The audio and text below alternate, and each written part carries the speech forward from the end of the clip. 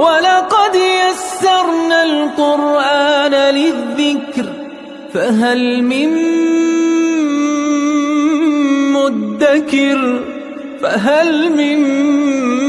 مُّدَّكِرٍ اعوذ باللہ من الشیطان الرجیم بسم اللہ الرحمن الرحیم الحمد للہ رب العالمین وصلی اللہ علی سیدنا و نبینا بالقاسم المصطفى محمد وعلی آلہ الطیبین الطاہرین اما بعد اعوذ باللہ من الشیطان الرجیم وما جعله الله إلا بشرى لكم ولتطمئن قلوبكم به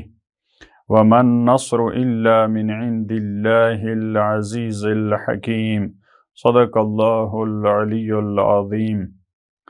پروردگار عالم نے سورہ آل عمران کی ان آیات میں مسلم معاشرے کی جو جنگ احد کے دوران حالت تھی، جنگ بدر کے دوران جو حالت تھی، پروردگار عالم کی طرف سے جو نصرت ان کے شامل حال ہوئی، ان حالات کو بیان کرنے کے ساتھ ساتھ جو اللہ کی طرف سے غیبی مدد مسلمانوں کو پہنچی فرشتوں کی صورت میں، اس کا تذکرہ کیا۔ اب آیت نمبر 126 میں پروردگار عالم نے اس فرشتوں کی نصرت کا فلسفہ اور اس کی کیفیت کو بیان فرمایا، کس طرح سے یہ نصرت مسلمانوں کے شامل حال ہوئی۔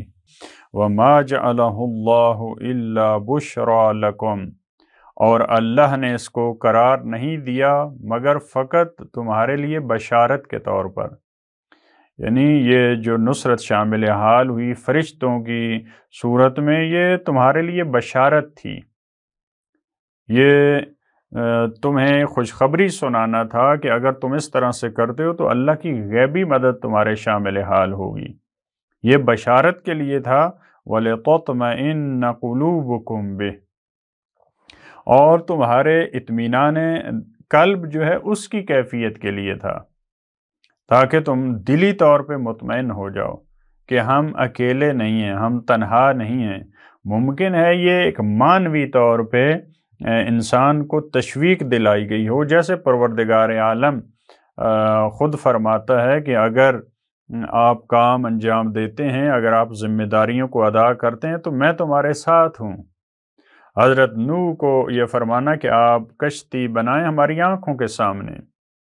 حضرت موسیٰ اور ہارون کا کہنا کہ ہمارا پروردگار ہمارے ساتھ ہے۔ تو اس کا یہ مطلب نہیں ہوتا تھا کہ فزیکلی پروردگار ان کے ساتھ ہے، یعنی مومن کو اس طرح سے اس کا عقیدہ ہونا چاہیے کہ پروردگار مجھے دیکھ رہا ہے،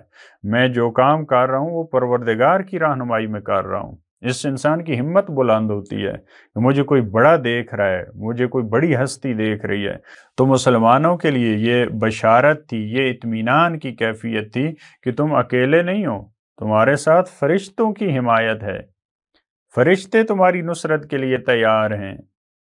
لہٰذا وگرنہ اس طرح سے نہیں ہے کہ فرشتے آئیں اور انسانی صورت میں آ کر وہ مسلمانوں کے ساتھ شامل ہو جائیں اور کافروں کو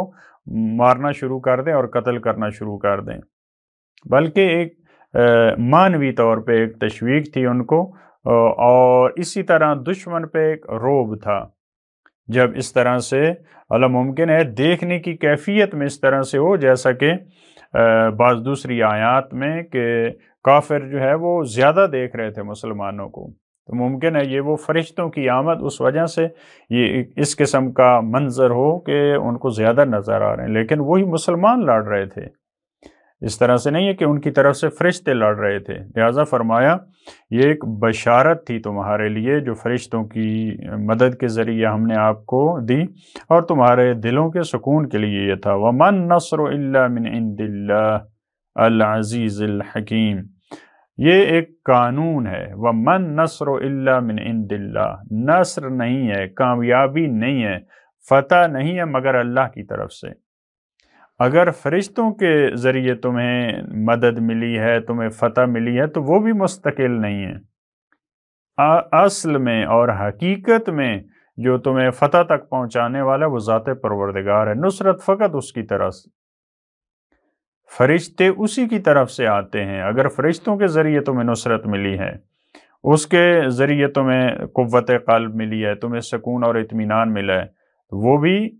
پروردگار عالم ان کو بھیجنے والا ہے، وہ بھی اس کی اجازت کے بغیر نہیں آ سکتے۔ لہذا فقط خدا، یہ قانون ہے، آج بھی اسی طرح سے، ہر میدان میں اسی طرح سے ہے کہ نصرت اور کامیابی فقط اللہ کی طرف سے ہے۔ وہ اللہ کون ہے؟ العزیز الحکیم، عزیز وہ شکست ناپذیر ہے، وہ ایسا عزیز ہے جس کو کوئی مغلوب نہیں کر سکتا، اور وہ حکمت والا ہے، اس کے سارے کام حکمت کے تحت ہیں، ہر ایک کام اس کا ایک خاص فلسفے کے تحت ہے۔ اس کے بعد والی آیت میں فرمایا لِيَقْطَعَ طَرَفًا مِّنَ الَّذِينَ كَفَرُوا، یہ جنگ کا ہم نے حکم کیوں دیا، یہ فرشتوں کی مدد کیوں آئی؟ کیونکہ کافر تمہارے اور مشرک تمہارے مقابلے میں آئے تھے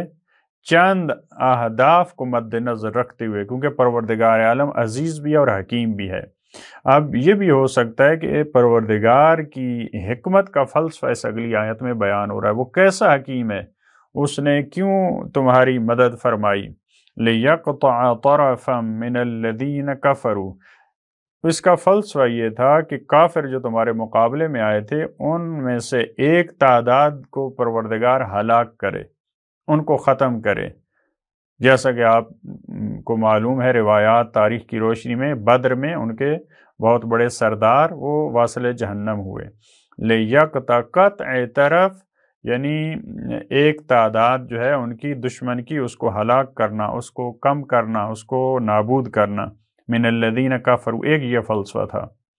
کچھ لوگ ان کے کم ہو جائیں گے، کچھ بڑے سردار، ان کی توان کمزور ہو جائے گی، ان کی طاقت کمزور ہو جائے گی۔ دوسرا فلسفہ او یکبتہم، یا پروردگار عالم ان کو ذلیل و خوار کرے۔ کبت یہ دوسری آیات میں بھی استعمال ہوا ہے، ذلیل کرنا خوار کرنا، اس کے لیے استعمال ہوتا ہے یہ لفظ۔ او یکبتہم، یا پروردگار ان کو ذلیل و خوار کرے۔ فَيَنْقَلِبُوا خَائِبِينَ، يَنْقَلِبُوا وہ جیسے آئے تھے اسی طرح واپس چلے جائیں، تاکہ وہ واپس پلٹ جائیں خائبین، نامراد ہو کر، محروم ہو کر، بغیر کسی بہت بڑے ہدف اور مقصد تک پہنچے، وہ ایسے واپس چلے جائیں۔ یہ پروردگار عالم نے اس وجہ سے تمہاری نصرت کی، اس وجہ سے فرشتوں کی مدد آئی، ان کے ایک گروہ اور ان کی ایک تعداد کو کم کرنا، وہ ہلاک ہو جائیں۔ ہلاکت کے ساتھ ساتھ ایک اور آپشن جو اللہ کے مد نظر تھا، ان کو شکست دے کر واپس کرنا، ان کو واپس پلٹا دینا، ذلیل و خوار کر کے ان کو واپس پلٹا دینا، یہ ایک ہدف تھا۔ اس کے بعد پروردگار عالم نے جملہ معترضہ کے طور پہ اس کے اور اہداف بھی تھے جو پروردگار عالم کی نصرت کے اور فرشتوں کی مدد کے، لیکن درمیان میں فرمایا لیس لک من الامر شیء، آیت نمبر 128 میں رسول اللہ کو متوجہ کرتے ہوئے فرمایا کہ آپ کے لیے کچھ نہیں ہے اس امر سے، اس فتح میں، اس کامیابی میں آپ کا کوئی حصہ نہیں ہے۔ یعنی فقط جو پہلے بیان فرما دیا کہ وَمَن نَصْرُ إِلَّا مِنْ عِنْدِ اللَّهِ، کیونکہ نصرت فقط اللہ کی طرف سے ہے، لہذا رسول اللہ کو بھی، البتہ دونوں طرف مراد ہو سکتا ہے۔ اگر آپ کو فتح ملتی ہے تب بھی آپ کا اس امر میں کوئی عمل دخل نہیں ہے، اگر آپ کو شکست ہوتی ہے کسی موقع پہ تب بھی رسول اللہ کا، ایسا نہیں ہے کہ مسلمان کہیں رسول اللہ کو کیونکہ آپ نے یہ فیصلہ لیا، کیونکہ آپ مدینہ سے نکل گئے، کیونکہ آپ نے جو ہے مثال کے طور پہ کسی اور جنگ میں مدینہ کے اندر رہ کے لڑنے کا حکم دیا، تو وہ اگر آپ کو شکست ہوتی ہے تو رسول اللہ کی اس میں کوئی تقصیر اور کوئی کوتاہی نہیں ہے، وہ آپ کی غلطی ہے۔ لیکن اگر تمہیں فتح ملتی ہے، تمہیں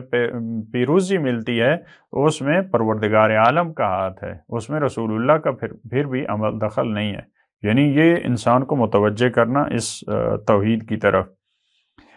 تیسرا اور ایک ہدف تھا پروردگار عالم نے جو تمہاری نصرت فرمائی، او یتوب علیہم،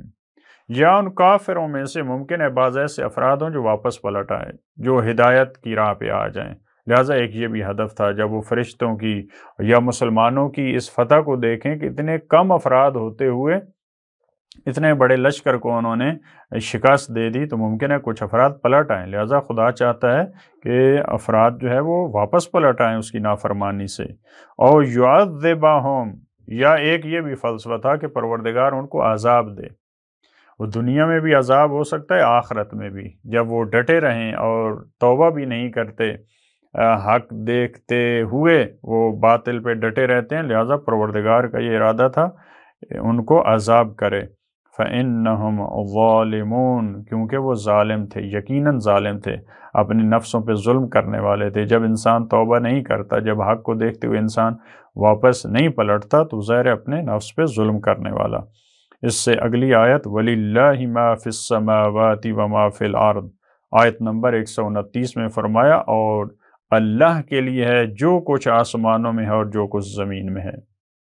یہ پچھلی آیت میں جو فرمایا تھا کہ پروردگار عالم ان اہداف کے تحت تمہاری نصرت کر رہا ہے، تمہاری مدد فرما رہا ہے، کافروں کو عذاب دینا چاہ رہا ہے، تو کیونکہ وہ ظالم ہیں تو اب اس کی یہ علت اور اس کا فلسفہ بیان ہو رہا ہے۔ ایسا نہیں ہے کہ پروردگار نے ان پہ ظلم کیا ہے، وہ خود اپنے نفسوں پہ ظلم کرنے والے ہیں۔ خدا کیوں ظلم کرے؟ اللہ کے لیے تو جو کچھ آسمانوں میں ہے اس کا ہے، جو کچھ زمین میں ہے اس کا ہے، تو اس کو عذاب کا اختیار ہے، لیکن وہ کسی کو عذاب دے کر اور کسی پہ ظلم نہیں کرتا، وہ خود مستحق بنے ہیں عذاب کی، اس وجہ سے اس نے ان کو عذاب دیا۔ یغفر لمن یشاء ویعذب من یشاء، وہ جسے چاہتا ہے وہ بخش دیتا ہے، جسے چاہتا ہے عذاب کرتا ہے۔ البتہ اس میں خود انسان کا عمل دخل ہوتا ہے، اس کی کئی دفعہ گفتگو گزر چکی ہے، لیکن عذاب کرنے اور مغفرت اور بخشش میں کوئی چیز اس کو مانع اور رکاوٹ نہیں بن سکتی، دونوں اس کے پاس آپشن ہے، اس کے پاس اختیار ہے۔ واللہ غفور الرحیم، اور اللہ غفور بھی ہے، وہ عیبوں کو ڈھانپنے والا ہے، وہ بخشش والا ہے، وہ مغفرت والا ہے، اور وہ اپنی رحمت نازل کرنے والا ہے۔ پروردگار عالم ہمیں بھی توفیق دے، ہم پروردگار کی طرف سے جو ذمہ داریاں ہم پہ لاگو ہوتی ہیں ان کو احسن انداز میں انجام دیں اور رحمت الہی اور غفران الہی کے مستحق بن سکیں۔ اللہم صلی علی محمد و آل محمد۔